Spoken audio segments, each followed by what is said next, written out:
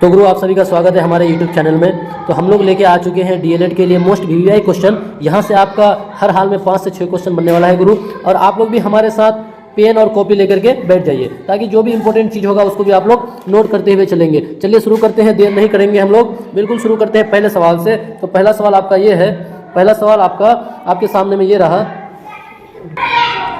तो पहला सवाल आपका ये रहा कि पौधों के नसों नहीं, यहाँ पे टाइपिंग में थोड़ा मिस हो गया है, यहाँ पे आपका हो जाएगा पौधों के नस्लों हो जाएगा, पौधों के नस्लों हो जाएगा कि पौधों के नस्लों में सुधार करने का लक्ष्य उत्पादित करना है। तो क्या उत्पादित करना है, चलिए ऑप्शन में देखते हैं। तो इसका पहला ऑप्शन हो जाएगा आपका कि रोग मुक्त प्रजातियां, पहला ऑप्शन रोग मुक्त प्रजातियां। ऑप्शन नंबर बी आपका देखिएगा, ऑप्शन नंबर बी अधिक उपज देने वाले प्रजातियां। ऑप्शन नंबर सी शीघ्र परिपक्व होने वाले प्रजातियां, या ऑप्शन नंबर डी उपरोक्त में से सभी। तो यहाँ पे आपका इसका ऑप्शन हो जाएगा, क्वेश्चन नंबर 1 का आंसर हो जाएगा ऑप्शन नंबर डी, यानी उपरोक्त में से सभी। इसका आंसर हो जाएगा उपरोक्त में से सभी। चलिए अगला क्वेश्चन में हम लोग आगे बढ़ते हैं फटाफट, अगला क्वेश्चन में आगे बढ़ते हैं। क्वेश्चन नंबर 2 आपका है कि निम्नलिखित में से कौन द्विक्षारकीय अम्ल है, निम्नलिखित में से कौन द्विक्षारकीय अम्ल है। तो पहले हम लोग जानते हैं कि ये द्विक्षारकीय अम्ल क्या है। द्विक्षारकीय अम्ल क्या है, तो द्विक्षारकीय अम्ल हम लोग उस अम्ल को कहते हैं जो दो हाइड्रोजन या 2 प्रोटॉन प्रदान करता है। जो आपका दो हाइड्रोजन या फिर 2 प्रोटॉन आपका प्रदान करेगा, उसको हम लोग बोलेंगे द्विक्षारकीय अम्ल। या फिर इस द्विक्षारकीय अम्ल को एक और नाम से जाना जाता है, इसको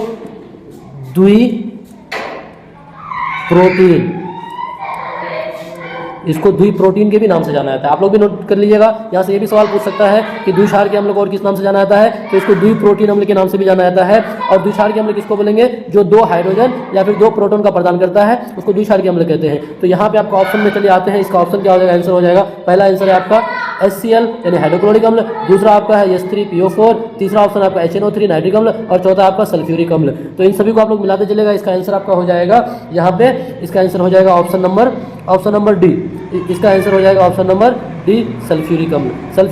चलिए सल्फ्यूरिक अम्ल के बारे में एक बात और हम लोग जान लेते हैं कि सल्फ्यूरिक अम्ल को इसको अम्लों का राजा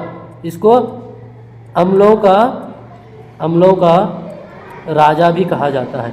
सल्फ्यूरिक अम्ल को अम्लों का राजा भी कहा जाता है। और आपका हाइड्रोक्लोरिक अम्ल जो है, ये आपका हाइड्रोक्लोरिक अम्ल, ये आपका हमारे अमाशय में पाया जाता है गाइज, ये हमारे अमाशय में पाया जाता है। ये हमारे अमाशय में पाचन का काम करता है, इसको आप नोट करते हुए चलेगा। और इसको हाइड्रोक्लोरिक अम्ल को इसको रोगाणुनाशक भी कहते हैं, रोगाणुनाशक अम्ल भी कहा जाता है, क्योंकि जो हमारे पेट में जो भोजन के साथ जो भी कीटाणु वगैरह आता है, रोगाणु आता है, उसको ये आपका हाइड्रोक्लोरिक अम्ल जो है, ये उसको मारने का काम करता है।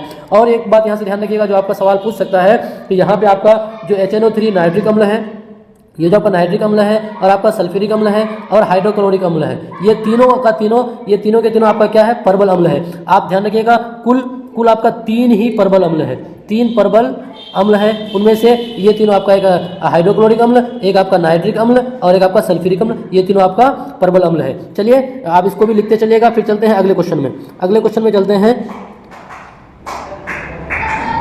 अगला क्वेश्चन है आपके लिए, अगला क्वेश्चन है क्वेश्चन नंबर 3 कि निम्नलिखित में कौन प्रोपेनोइक अम्ल है। तो सबसे पहले हम लोग जानते हैं कि ये प्रोपेनोइक, तो देखिए लास्ट में इसका लिखा हुआ क्या, इक है, इक, जिसको अगर आप इंग्लिश में लिखिएगा तो OIC, ओइक होता है, ओइक। और ये आपका क्या, कौन सा फंक्शनल ग्रुप का है, तो ये आप ध्यान रखिएगा, ये आपका है कार्बोक्सिलिक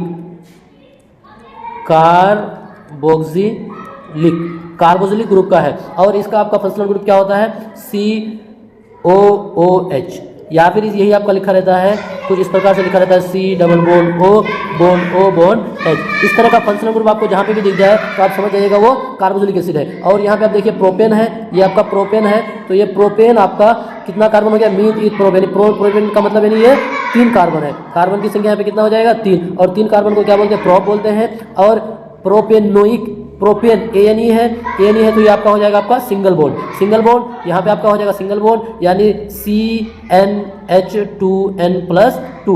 इसका ट्रिक आप याद रखिएगा, हम लोग अपने हमारे वीडियो में ये आपका है CnH2n+2, CnH2n और CnH2n-2। तो इस सवाल का जवाब हो जाएगा निम्नलिखित में से कौन प्रोपेनोइक अम्ल है। तो आप ढूंढिए, देखिए ऑप्शन नंबर ए में तो होगा नहीं, ऑप्शन नंबर बी में आप देखिए यहाँ पे आपका है COOH, ये फंक्शनल ग्रुप आपका है कार्बोनिलिक एसिड का, और यही आपका आंसर हो जाएगा प्रोपेनोइक एसिड, यानी ऑप्शन नंबर बी इसका आंसर हो जाएगा।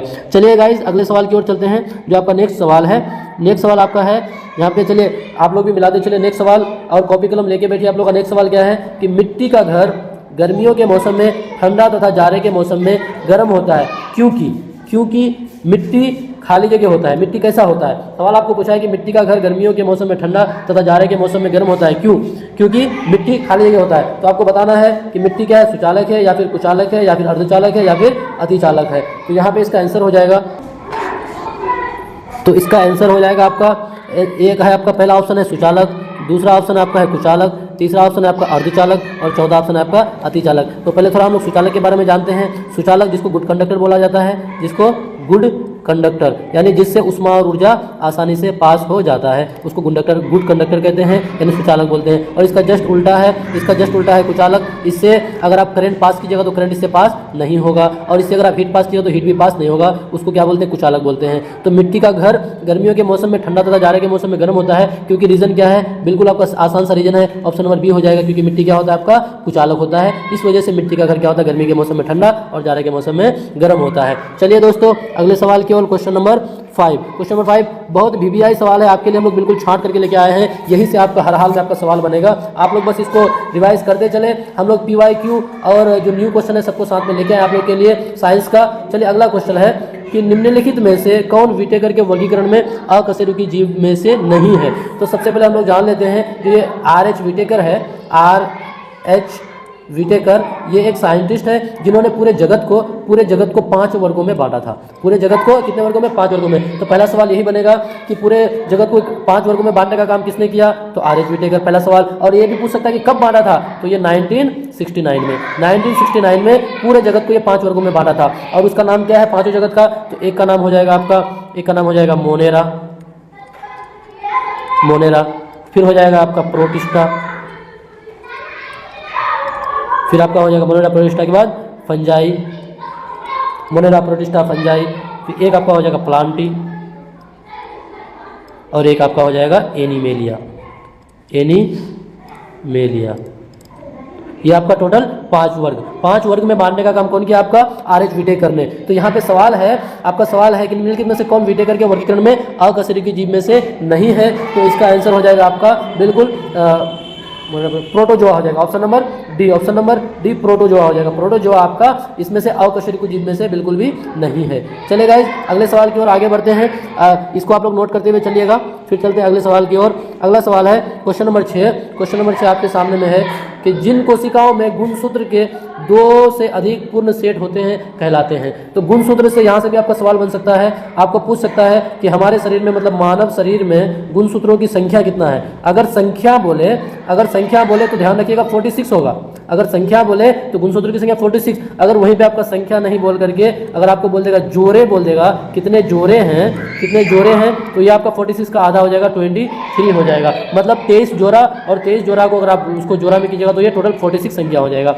और इसमें से और भी सवाल बार बार पूछता है एग्जाम में कि इस 46 में से कितने ऑटोसोमल क्रोमोसोम है, कितना पेयर और कितना पेयर सेक्स क्रोमोसोम है। तो सिर्फ 1 पेयर क्रोमोसोम जो है, 1 पेयर क्रोमोसोम मतलब एक जोड़ा क्रोमोसोम, ये आपका सेक्स क्रोमोसोम है। सेक्स क्रोमोसोम जो आपका लिंग का निर्धारण करता है। और 22 जो पेयर है, 22 पेयर मीन्स 44 क्रोमोसोम है, ये ऑटोसोमल क्रोमोसोम कहा जाता है। ये भी सवाल में बार बार पूछता है, तो इन सभी चीज़ों को आप भी नोट करते हुए चलिएगा। चलिए अब इस सवाल का जवाब हम लोग देखते हैं। इस सवाल का जवाब क्या हो जाएगा। इस सवाल का जवाब पहला क्या है, अगुणित है, दूसरा है द्विगुणित है, तीसरा है बहुगुणित है और चौथा है बहुसंकर। तो क्या है, जिन कोशिकाओं में गुणसूत्र 2 से अधिक पूर्ण सेट होगा तो उसको क्या बोलेंगे हम लोग बोलेंगे। तो गाइस देखिएगा, आप लोग भी मिलाते चलिएगा। देखिए 2 से अधिक बोला है, तो 2 से अधिक को हम लोग क्या बोलते हैं, बहु बोलते हैं। आप मैथ में भी पढ़े हैं कि 2 से अधिक अगर पद होते हैं तो उसको क्या बोलते हैं, बहुपद बोलते हैं। तो यहाँ पे भी बोला है कि 2 से अधिक, तो क्या हो जाएगा आपका यहाँ पे द्विगुणित में आप टिक नहीं मारिएगा, बल्कि किसमें मारिएगा, बहुगुणित में टिक मारिएगा। बहुगुणित इसका आंसर हो जाएगा। चलिए फिर अगले सवाल की ओर आगे बढ़ते हैं। नेक्स्ट सवाल क्वेश्चन नंबर 6, बिल्कुल बहुत इंपॉर्टेंट सवाल आप लोग के लिए छाट के लेके आए हैं, यही से आपका एग्जाम में पूछेगा गुरु। आप लोग भी फटाफट जो अब तक तैयारी में नहीं लगे हमारे साथ जुड़ जाइए। चलिए क्वेश्चन नंबर 7 क्वेश्चन नंबर 7 कि निम्न में से किस ईंधन को पर्यावरण स्नेही माना जाता है। स्नेही का मतलब यानी अच्छा, पर्यावरण के लिए अच्छा किस ईंधन को माना जाता है। तो देखिए यहाँ पे आपका पहला ऑप्शन है पेट्रोल, दूसरा ऑप्शन है आपका डीजल, तीसरा ऑप्शन है आपका एलपीजी लिक्विफाइड पेट्रोलियम गैस, इसी को क्या बोलते हैं, उसको रसोई गैस बोला जाता है, और चौथा है आपका कंप्रेस्ड नेचुरल गैस, इसको सीएनजी बोलते हैं। यहाँ से आपका फुल फॉर्म भी पूछता है, ये आपका एलपीजी का फुल फॉर्म हो जाएगा द्रवित petroleum gas, liquid petroleum gas, और संपीड़ित का हो जाएगा आपका सीएनजी हो जाएगा, कंप्रेस्ड नेचुरल गैस। तो देखिए अगर आपको पर्यावरण इसने ही बोला तो मतलब पर्यावरण के लिए अच्छा कौन सा हो जाएगा, तो ये आपका हो जाएगा सीएनजी, कंप्रेस्ड नेचुरल गैस। इसका आंसर हो जाएगा आपका ऑप्शन नंबर डी हो जाएगा। चलिए गाइस अगला सवाल की ओर आगे बढ़ते हैं। क्वेश्चन नंबर 8 देखेंगे। क्वेश्चन नंबर 8 क्या है कि मानव मस्तिष्क निम्नलिखित में से कौन सा भाग बुद्धि एवं चतुराई का केंद्र है। यानी मानव मस्तिष्क का हमारे दिमाग का कौन सा भाग बुद्धि और चतुराई का केंद्र माना गया है। तो सबसे पहले हमारा जो मस्तिष्क है, हम लोगों का जो ब्रेन है, इस ब्रेन को कितने भागों में बांटा गया, 3 भागों में बांटा गया है। 3 भागों में से एक का नाम है आपका सेरिब्रम, एक का नाम है सेरिबेलम, और एक आपका है क्या मेडुला ऑब्लोंगाटा। ठीक है, हमारा ब्रेन यानी अग्र मस्तिष्क, मध्य मस्तिष्क और पश्च मस्तिष्क, इसको हिंदी में अगर बोलिएगा तो 3 भागों में बांटा गया है। और अग्र मस्तिष्क को सेरिब्रम बोलते हैं। सेरिब्रम जो हमारे ब्रेन का सबसे ज़्यादा कितना 2/3 भाग कौन है आपका, ये सेरिब्रम है। ये सेरिब्रम जो है हमारे अग्र मस्तिष्क का 2/3 भाग यानी सबसे बड़ा भाग है। उसके बाद ये जो सेरिबेलम है, ये सेरिबेलम इसका काम क्या है गाइस कि ये क्या करता है, कोई आदमी अगर दारू वगैरह पीता है, कोई आदमी नशा करता है, तो उसका जो शरीर का जो बैलेंस खत्म हो जाता है, वो जो अनबैलेंस हो जाता है, तो वही अनबैलेंस किसकी वजह से उसको कंट्रोल करने का काम कौन करता है, यानी शरीर का संतुलन को कौन बनाता है, बैलेंस को बनाता है कौन, आपका सेरिबेलम। ध्यान रखिएगा, सेरिबेलम ये क्या करता है, हमारे शरीर का संतुलन बनाने का काम करता है। और ये जो आपका हाइपोथैलेमस है, इसको आपको पता है कि मास्टर ग्लैंड किसको बोलते हैं,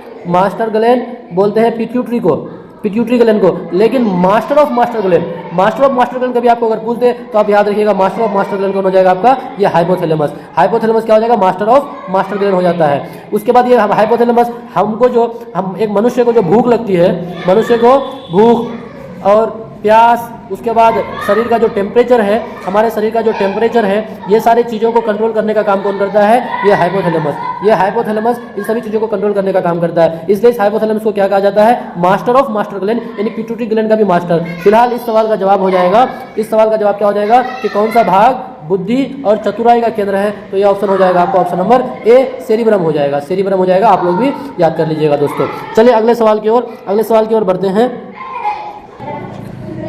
चलिए गाइस अगला सवाल कि निम्नलिखित में से किस में त्रिगुणित केंद्रक पाया जाता है। त्रिगुणित केंद्रक देखिए, एक गुणित जिसको हैप्लॉइड बोलते हैं उसको एन से इंडिकेट किया जाता है, और डायप्लॉइड को 2n से इंडिकेट किया जाता है, और ट्रिप्लॉइड को 3n से इंडिकेट किया जाता है, 3n से लिखा जाता है। तो यहाँ पे बोला है कि त्रिगुणित मतलब 3n केंद्र किसमें पाया जाएगा, तो यहाँ पे आपका ऑप्शन नंबर डी हो जाएगा। ऑप्शन नंबर डी मिलाते चलेगा आप लोग। भ्रूणपोष में त्रिगुणित केंद्रक पाया जाता है। चलिए इसका आंसर हो जाएगा ऑप्शन नंबर डी। याद कर लीजिएगा आप लोग, एग्जाम में यहीं से पूछा जाएगा गुरु, आपके एग्जाम में यहीं से सवाल बनेंगे। हमारे साथ जुड़ जाइए आप लोग भी, यहीं से सवाल बनेंगे। चलिए अगला सवाल की ओर हम लोग आगे बढ़ते हैं। अगला सवाल है कि कोई एक कण समान चाल से एक वृत्त के अनुदिश गति कर रही है। कण की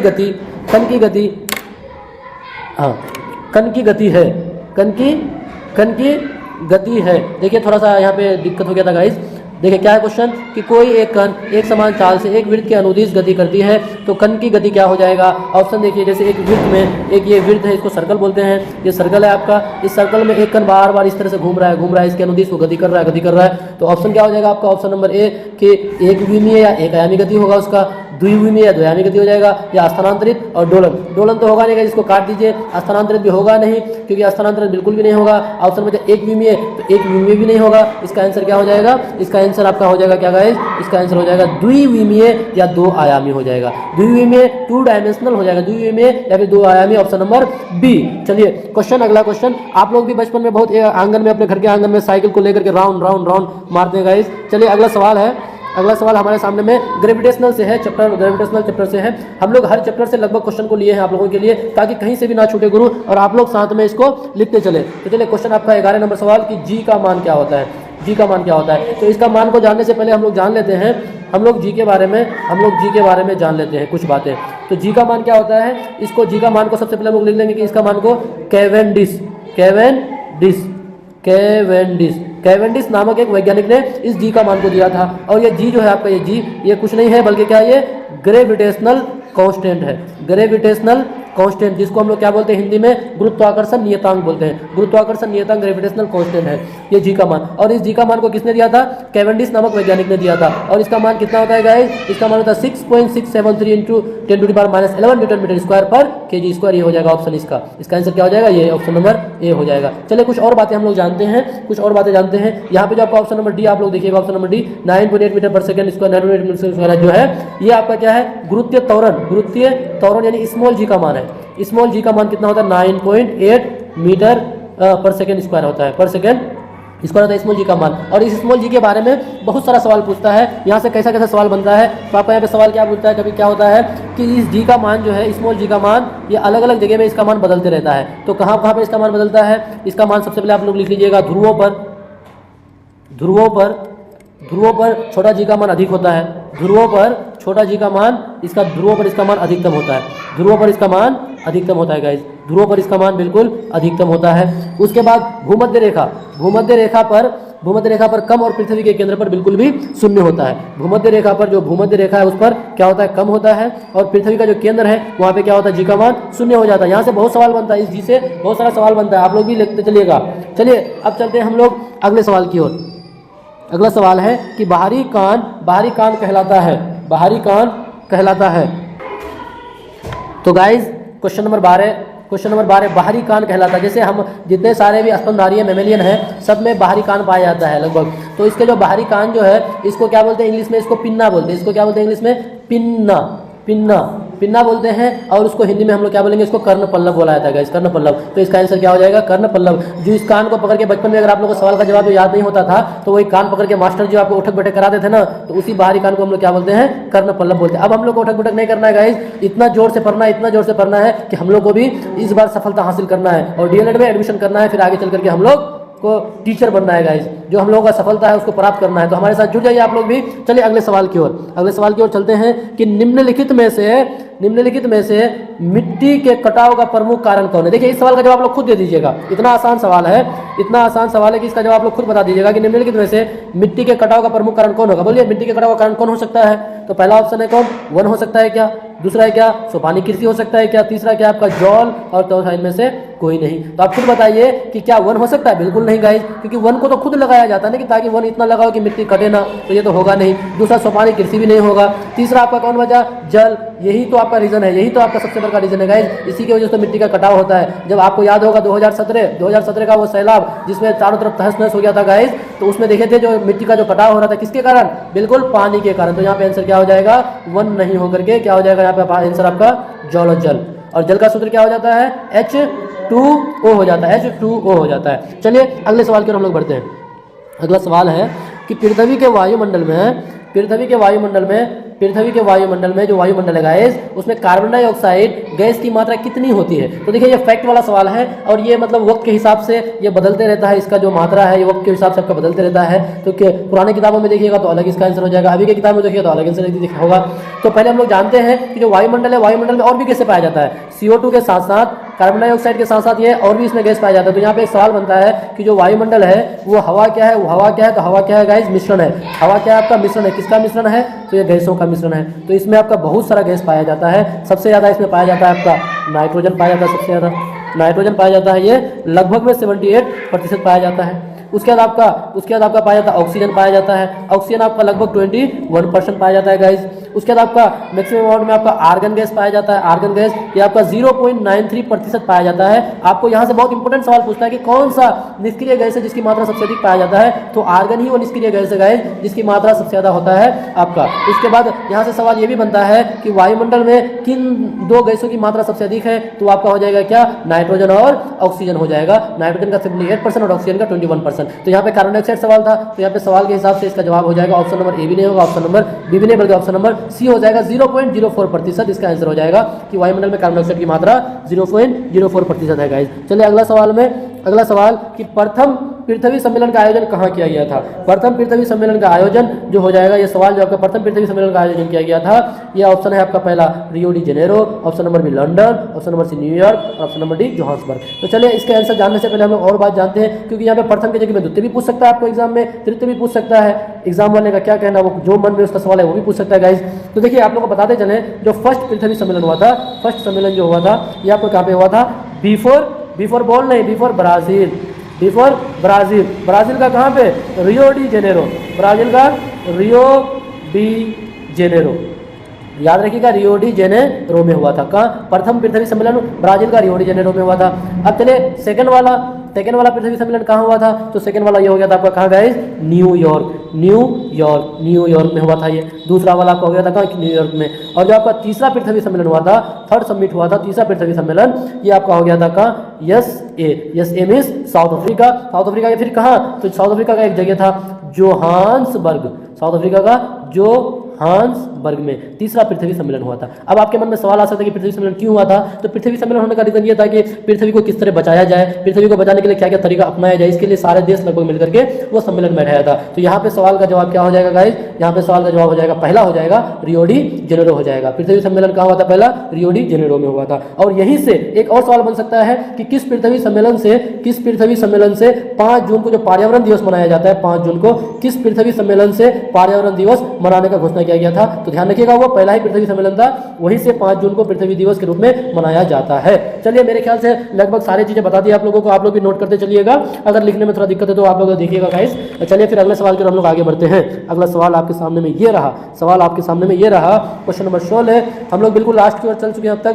सलाल जल विद्युत उत्पादन परियोजना भारत के किस राज्य प्रदेश में स्थित है? देखिए आप लोगों को एक इंपॉर्टेंट बात बता रहे हैं कि हम लोग वही सब सवाल छांट के लेके आए हैं आप लोगों के लिए जहां से आपका सवाल पूछने का मैक्सिमम चांस होता है गाइस। तो चलिए यहाँ पे पहला सवाल जो है आपके सामने में, ये 16वां सवाल की सलाल जल विद्युत उत्पादन परियोजना भारत के किस प्रदेश में स्थित है? तो ये हो जाएगा आपका ऑप्शन नंबर ए बिल्कुल नहीं होगा, हिमाचल प्रदेश में नहीं है गाइस। ऑप्शन नंबर बी आपका पंजाब में भी नहीं है, ऑप्शन नंबर सी बिहार में भी नहीं है, ये अपना बिहार यहाँ पे भी नहीं है, और ऑप्शन नंबर डी कश्मीर। तो इसका आंसर हो जाएगा कश्मीर। आप लोग भी मिलाते चलेगा और बताते चलेगा। अगर जिसको याद नहीं है गाइस वो पेन कॉपी लीजिए और उतारते चलिए, क्योंकि हम लोग का एग्जाम का मात्र कुछ ही दिन बचा हुआ है, सिर्फ कुछ ही दिन बचा हुआ, और इस कुछ दिनों में हम लोग को इतना पढ़ना है ताकि फिर हम लोग स्कूल में जाकर के बच्चों को पढ़ा सके। चलिए 16 के बाद 17वां सवाल कि प्रतिरोध का सूत्र क्या होता है? प्रतिरोध का सूत्र क्या होता है? तो यहाँ से इसके अलावा और भी सवाल आपका बन सकता है। क्या सवाल बनेगा कि जो आपका ये प्रतिरोध है आपको पूछ देगा कि प्रतिरोध का एसआई मात्रक बता दो। प्रतिरोध का एसआई मात्रक क्या हो जाएगा? ओम हो जाता है। प्रतिरोध का एसआई मात्रक ओम। और एक सवाल और यह बनता है कि प्रतिरोध की जगह में आपको पूछ देगा प्रतिरोधकता। यहाँ पे बच्चा बहुत कंफ्यूज करता है, प्रतिरोधकता का एसआई मात्रक क्या होगा? तो यहाँ पे बच्चा बहुत कंफ्यूज करता है गाइस। यहाँ पे आपको क्या हो जाएगा? प्रतिरोधकता का एसआई मात्रक हो जाएगा ओम मीटर। नोटिस करते चलिएगा, प्रतिरोध का एसआई मात्रक ओम मीटर। सारे चीज को नोट करते चलिएगा। फिलहाल यहाँ का आंसर क्या हो जाएगा आपका? इस सवाल का जवाब क्या हो जाएगा? क्या है आपका? पहला है R बराबर V I/V। तो देखिए इसको आप याद रखिएगा, V इज इक्वल टू क्या होता है? V is equal to I into R होता है। V is equal to I into R होता है। अब इसको आप और तरीके से लिख सकते हैं क्या? R बराबर V/I भी लिख सकते हैं इसको आप, R बराबर V/I भी लिख सकते हैं, या फिर इसको आप लिख सकते हैं I बराबर V/R भी लिख सकते हैं इसको। लेकिन मेन जो आपका इसका फॉर्मूला है V is equal to I into R, इससे आप निकाल लीजिए। देखिए आपका कहाँ पे आंसर है? R बराबर I/V। तो ये तो बिल्कुल गलत हो जाएगा गाइस, R बराबर V भी नहीं होगा, R बराबर V इंटू I ये भी नहीं होगा। तो R बराबर सॉरी रुकिए, मिलाते चलिए और एक बार देखिए गौर से कि ये जो ऑप्शन है R बराबर जो आपका यहाँ पे है R बराबर, रुकिए एक सेकंड, हाँ, R बराबर जो आपका यहाँ पे R बराबर I/V। तो क्या होता है? V बराबर I इंटू R। तो क्या हो जाएगा? R बराबर I/V। यही आपका आंसर हो जाएगा, ये नंबर आपका ऑप्शन हो जाएगा गाइस। चलिए अगला सवाल की ओर।